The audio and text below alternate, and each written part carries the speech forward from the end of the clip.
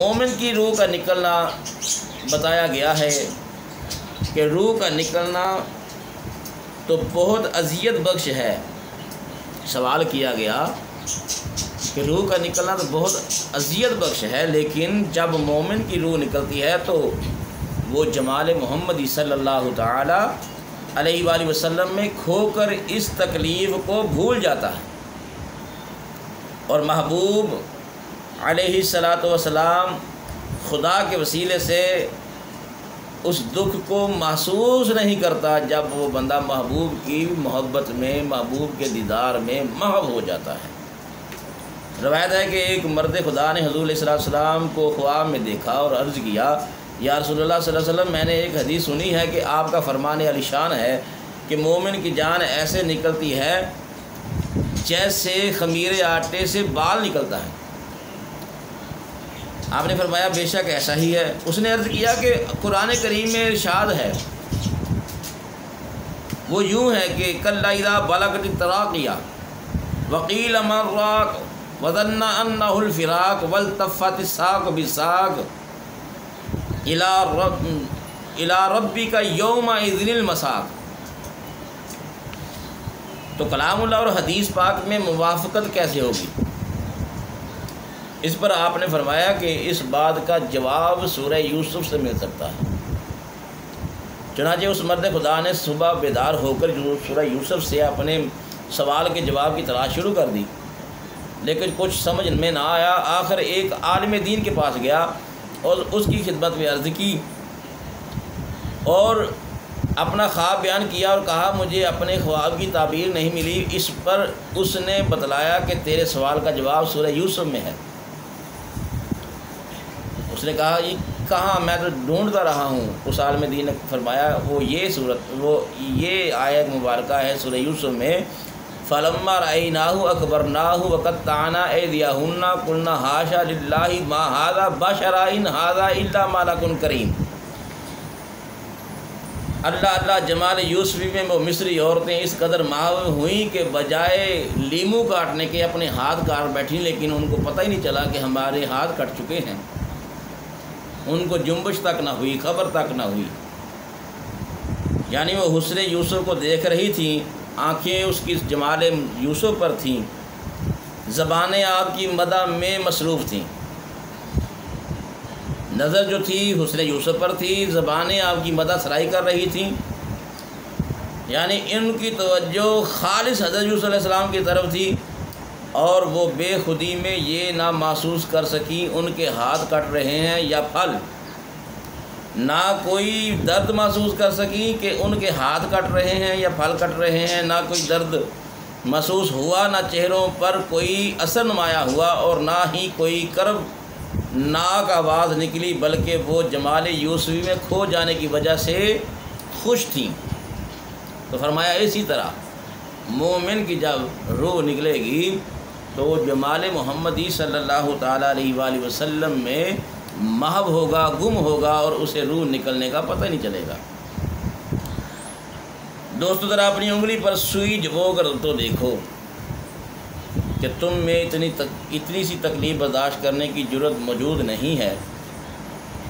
مومن جب مرتا ہے تو جمال مصطفی میں کھو جاتا ہے، اسے دنیا و ما فیہا کی خبر نہیں ہوتی، تو اسے اپنی جان نکلنے کی تکلیف کا احساس کہاں ہوگا؟ وہ تو حضور نبی کریم صلی اللہ علیہ وسلم کے حسن و جمال پر فدا ہو رہا ہوتا ہے، یہاں تک کہ اسے موت کی سختی کا احساس تک نہیں ہوتا۔ اللہ کے نیک بندوں کے ساتھ فرشتے نہایت نرمی اور محبت سے پیش آتے ہیں۔ امام احمد، ابو داؤد وغیرہ سے مروی ہے کہ رسول اللہ صلی اللہ علیہ وسلم نے فرمایا جب مومن قریب المرگ ہوتا ہے تو آفتاب کی طرح روشن چہروں والے فرشتے آسمان سے آتے ہیں، جن کے پاس جنت کے کفن اور خوشبو ہوتی ہے، وہ مرنے والے کے ارد گرد آ کر بیٹھ جاتے ہیں، اور پھر ملک الموت اس کے سرہانے آ کر بیٹھ جاتا ہے اور فرماتا ہے یا ایتھا النفس المطمئنہ ارجعی الی ربک راضیۃ مرضیہ فادخلی فی عبادی وادخلی جنتی۔ اے خدا کے ذکر سے سکون حاصل کرنے والی جان، اللہ تعالیٰ کی رضا اور بخشش کی طرف نکل آ۔ مومن کی روح اس کلام کی لذت سے اس قدر آسانی سے نکلتی ہے کہ جیسے کسی مشکیزے سے پانی کا قطرہ نکلتا ہے۔ ایک روایت میں ہے کہ حضور نبی کریم صلی اللہ علیہ وسلم کا ارشاد گرامی ہے، ملک الموت اجر رسیدہ مومن کے ساتھ اس طرح مہربانی سے پیش آتا ہے کہ جیسے ماں اپنے بچے کے ساتھ،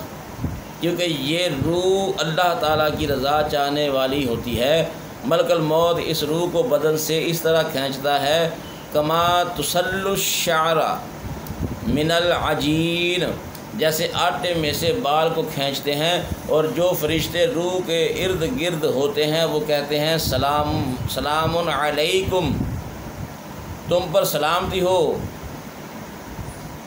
تو یم فادخلوها خالدین، خوش ہو جاؤ اور ہمیشہ رہنے کے لیے جنت میں داخل ہو جاؤ۔ روح جسم سے کہتی ہے الحق تعالیٰ تجھ کو جزائے خیر دے کہ تو میرے ساتھ اللہ تعالیٰ کی فرما برداری میں جلدی کرنے والا تھا اور اللہ تعالیٰ کی نافرمانی سے دور رہنے والا تھا، تجھے مبارک ہو کہ تو نے خود نجات پائی اور مجھے بھی نجات دی، اور جسم بھی روح سے اسی طرح کہتا ہے۔ ابو یعلا اور ابن ابی دنیا نے تمیم داری رضی اللہ تعالیٰ عنہ سے روایت کی ہے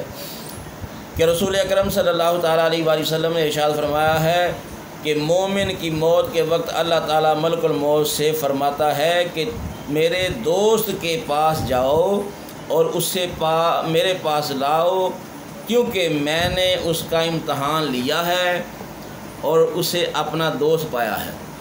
یعنی وہ امتحان میں کامیاب ہوا ہے۔ ملک الموت 500 فرشتوں کے ساتھ آتا ہے جس کے پاس بہشت کی خوشبو ہوتی ہے، اور ہاتھوں میں ایسے گلدستے ہوتے ہیں کہ ان کے جڑ کے ایک سرے پر 20 رنگ کے پھول کھلے ہوتے ہیں اور ہر پھول کی خوشبو علیحدہ ہوتی ہے۔ علاوہ ازیں فرشتوں کے پاس کستوری اور عنبر سے معطر سفید ریشم کے رومال ہوتے ہیں۔ ملک الموت میت کے سرہانے بیٹھ جاتا ہے اور دوسرے ملائک اس کے گرد گھیرا ڈال لیتے ہیں، میت کے اعضاء پر ہاتھ رکھتے ہیں اور ریشمی رومال کو کستوری اس کی ٹھوڑی کے نیچے پھیلا دیتے ہیں۔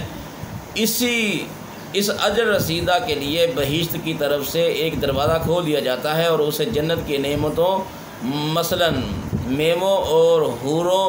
غلمان کی طرف راغب کیا جاتا ہے اور اس کی روح نکلنے کے لیے جلدی کرتی ہے۔ اس وقت ملک الموت کہتا ہے یا ایتھا النفس المطمئنہ، اے نفس مطمئن بغیر کانٹوں والی بیری کی طرف، گھنی ٹہنیوں والے درخت کی طرف، لمبے سائے کی طرف اور بہتے پانی کی طرف نکل۔ دوستان محترم، مومن میت کی روح کے ساتھ فرشتے بے حد شفقت اور عزت سے پیش آتے ہیں۔ یہ بڑا کٹھن مسئلہ ہے، کیونکہ وہ اللہ کا رضا جو دوست ہوتا ہے اور اللہ تعالیٰ اس پر مہربانی کا امر فرماتا ہے۔ چنانچہ قرآن کریم میں ہے، اے اللہ کی رضا کے مطابق سکون حاصل کرنے والی جان اپنے رب کی طرف واپس ہو جا، کیونکہ وہ تجھ سے راضی ہے اور تو اس سے راضی ہے، اس لیے وہ چاہتا ہے کہ میری جنت میں اور میرے خاص بندوں میں داخل ہو جا۔ اب ہمیں سوچنا یہ ہے، کیا ہم اپنے نفس کو مطمئن کر رہے ہیں؟ کیا ہمارا نفس مطمئن ہے؟ کیا ہم اللہ اور اس کے رسول صلی اللہ تعالیٰ علیہ وسلم کے حکم کے مطابق اپنی زندگی بسر کر رہے ہیں؟ اگر آج ہم اللہ کی رضا پر چلیں گے، اس کے محبوب کی رضا پر چلیں گے، تو انشاءاللہ العزیز ہماری دنیا بھی بہتر ہو جائے گی، آخرت بھی بہتر ہوگی اور موت کی سکرات میں آسانی ہوگی۔ دوستان محترم، پیغام دینے کا مقصد یہ ہے کہ اللہ تبارک تعالیٰ نے فرمایا کہ کافر کی منافق کی موت ایسی ہوگی، مومن کی موت ایسی ہوگی، تو پتہ یہ چلا کہ کافر کی موت بڑی کٹھن ہے،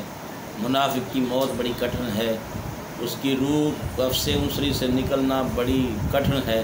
لیکن مومن کی موت ایسے ہے، میرے آقا نے فرمایا اس کی روح ایسے نکلتی ہے جیسے خمیرے آٹے سے بال نکلتا ہے۔ اللہ رب العزت ہمیں نفس مطمئن